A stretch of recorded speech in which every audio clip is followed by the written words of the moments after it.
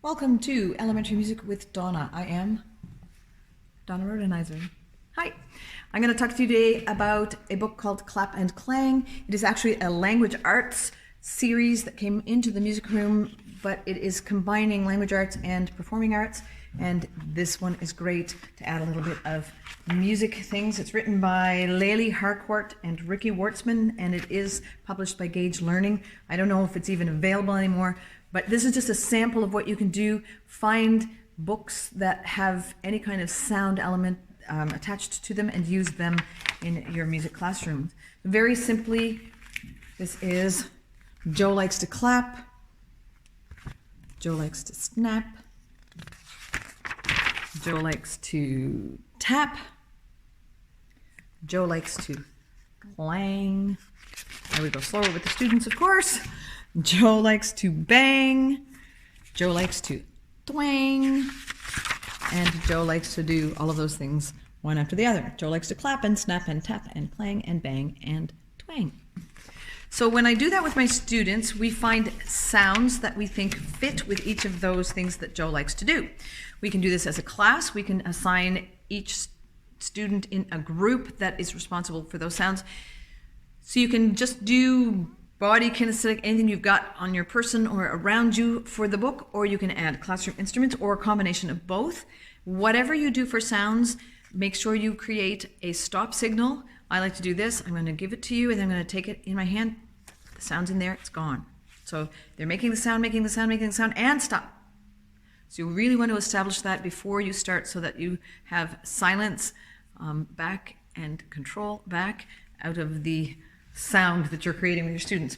So Joe likes to clap. You can do that with your hands. If you've got castanets or clappers, that works for that if you want to add an instrument.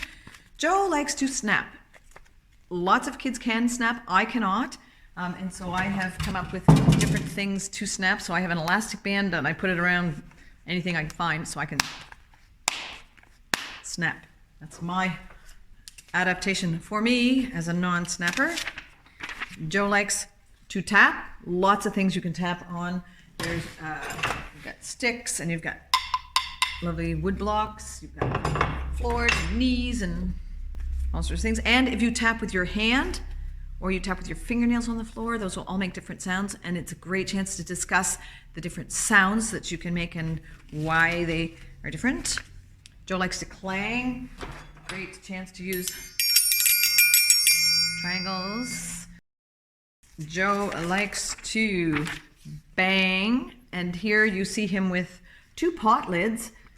You can also talk about when they get at home, what they might find at home, which would be different than what they would have here in the music room. Here we've got a very clangy cymbal, but pots and pans would work great when you're at home.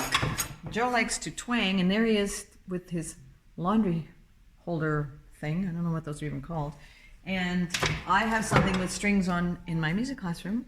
So I can twang the strings of a ukulele, and then you go back through the whole list.